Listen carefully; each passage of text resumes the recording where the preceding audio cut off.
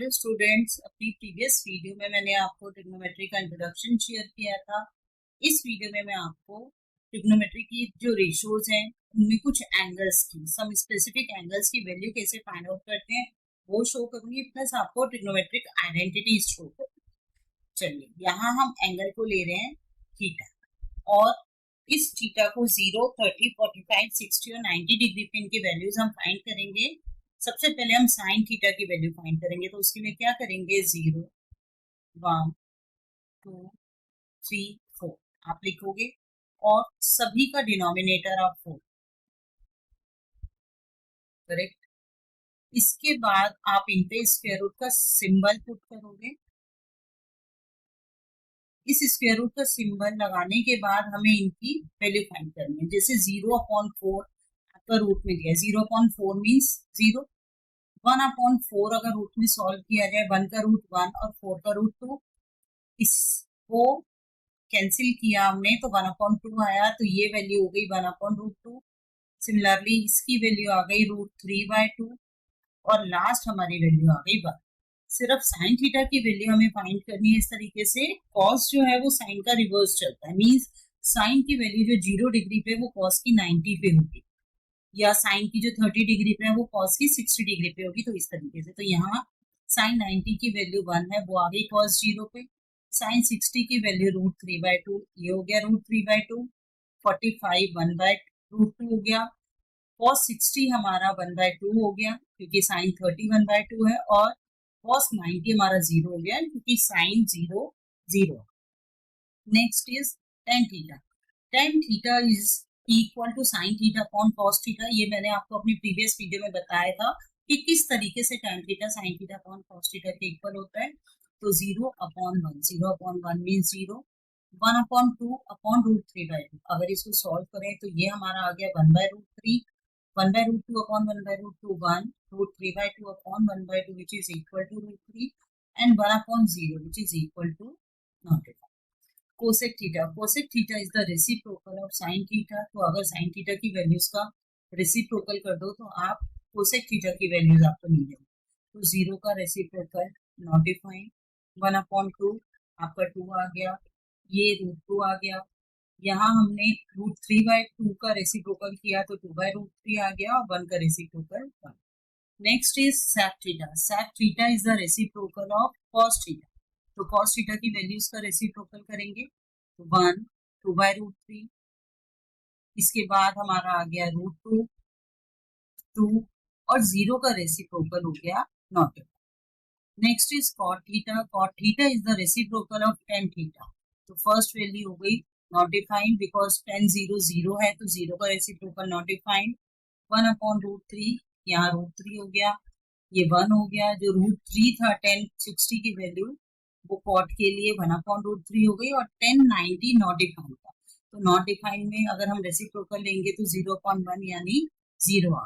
तो ये तो थी हमारी ट्रिग्नोमेट्रिक वैल्यूज की टेबल। अब आपको ट्रिग्नोमेट्रिक आइडेंटिटीज में एक्सप्लेन करूंगी।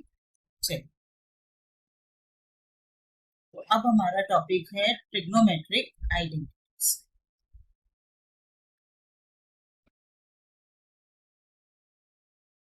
ट्रिग्नोमेट्रिक आइडेंटिटीज, तो उसके लिए first I will draw a right angle triangle.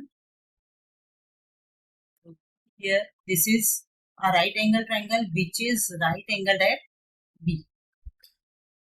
ये मैं एक एंगल ले रही हूँ, इसको थीटा से मैं डिनोट कर रही हूँ। तो आपको मैंने अपनी प्रीवियस वीडियो में बताया था कि हाइपोटेन्यूज जो है वो तो फिक्स रहता है, बट परपेंडिकुलर और बेस ट्रिग्नोमेट्री के केस में डिपेंड करते हैं कि which angle I am taking. तो here I am taking angle A. What is the base? Base is the adjacent side of the theta. तो ये आपका हो गया इसके लिए बेस, अगर एंगल ए के लिए ले लूं, और ये आपका हो गया परपेंडिकुलर, राइट। अब इसके बेसिस पे हम अपनी आइडेंटिटीज को सॉल्व करेंगे। तो by Pythagoras theorem,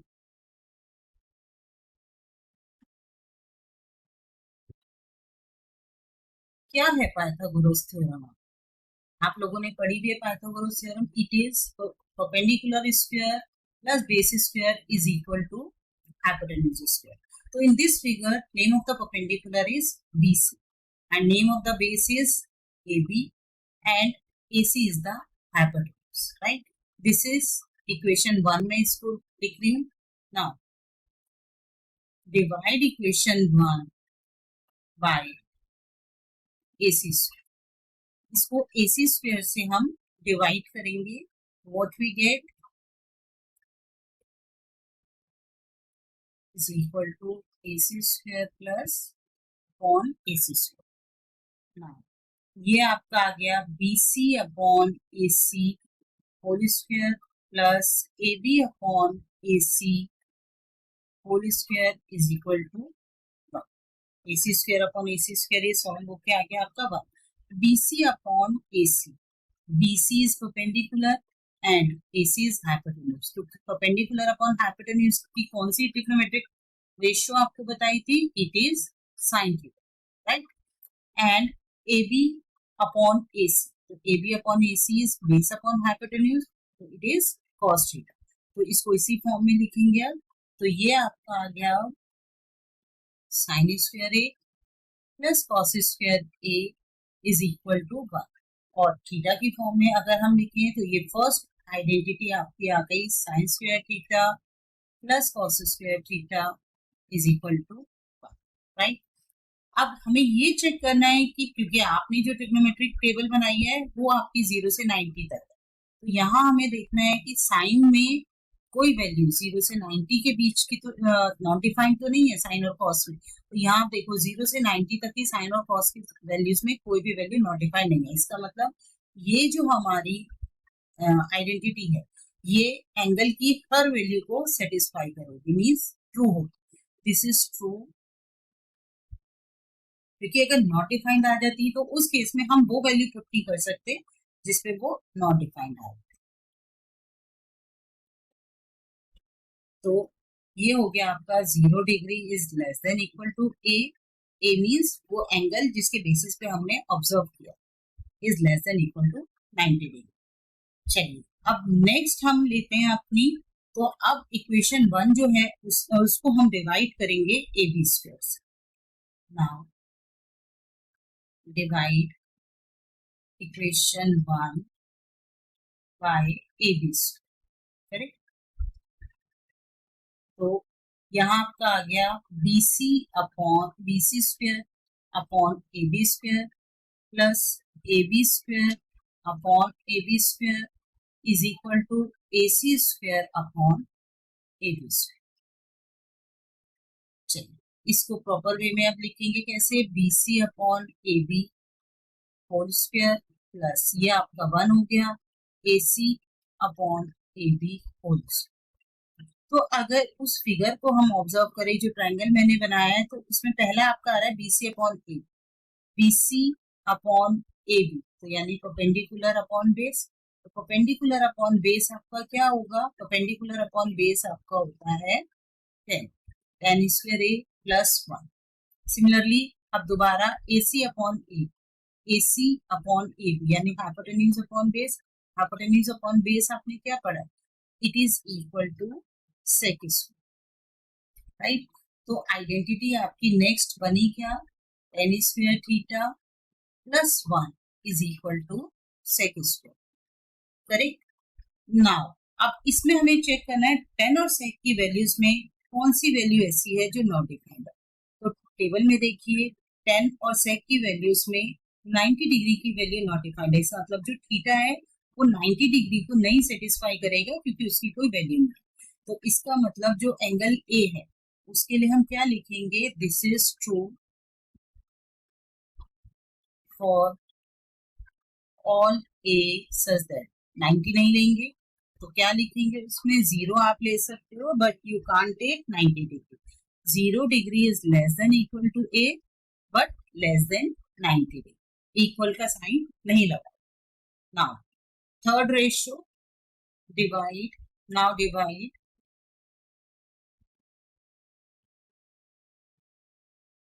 both sides by BC square, correct? तो क्या लिखेंगे आप? क्या थी हमारी इक्वेशन 1? इक्वेशन 1 थी हमारी BC square plus AB square is equal to AC square. तो BC square plus AB square is equal to AC square. पूरी इक्वेशन यहाँ लिखेंगे। Now divide equation 1, correct, equation 1 both sides by BC square. तो BC square upon BC square upon BC square, correct. Properly इसको, ये आपका 1 हो गया plus AB upon BC whole square, AC upon BC whole square, ठीक है। First हमारा है AB अपॉन BC। तो अगर फिगर में देखो तो AB upon BC means base upon perpendicular. AB upon BC base upon perpendicular क्या होता है? बेस अपॉन परपेंडिकुलर आपका होता है कॉट। तो ये आ गया आपका cot square. Next is AC upon BC। यहाँ देखिए AC is the hypotenuse and BC is the perpendicular. तो क्या बना? हाइपोटेन्यूज अपॉन परपेंडिकुलर से हमारा बना कोसेक। तो यहाँ आ जाएगा आपका, क्या लिखेंगे यहाँ पे हम? Cosec square A। तो थीटा की फॉर्म में लिखें तो 1 plus cot square theta is equal to cosec square theta. This is your third identity. I hope कि आइडेंटिटीज आपको पूरी तरह क्लियर हो गई होंगी, ट्रिग्नोमेट्रिक टेबल आपको क्लियर हो गई होगी। चलिए नेक्स्ट वीडियो में सम्स आपको सॉल्व करके बताऊंगी कि कैसे सॉल्व करते हैं इसके बेसिस पे, इन आइडेंटिटीज के बेसिस पे हम सम्स कैसे सॉल्व करते हैं। Okay, thank you.